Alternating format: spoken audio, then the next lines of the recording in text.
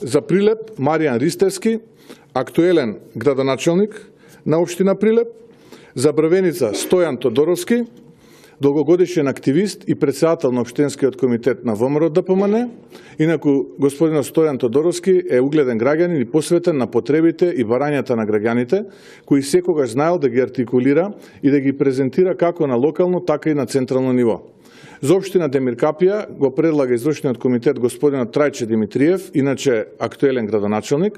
Градоначалник за чија успешност говори фактот дека неколку избори поред ја ужива поддршката на граѓаните на Демир Капија.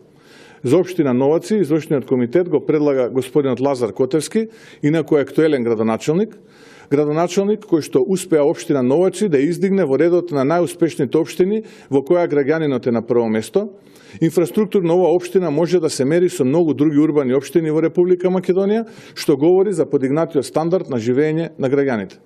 За општина Ѓорче Петров, ВМРО ДПМН, извршниот комитет на Централниот комитет ќе го предложи Владо Мисајловски, успешен министер за транспорт и врски, поранешен државен секретар во Министерството за надворешни работи и исклучително успешен директор во Агенцијата за државни патишта.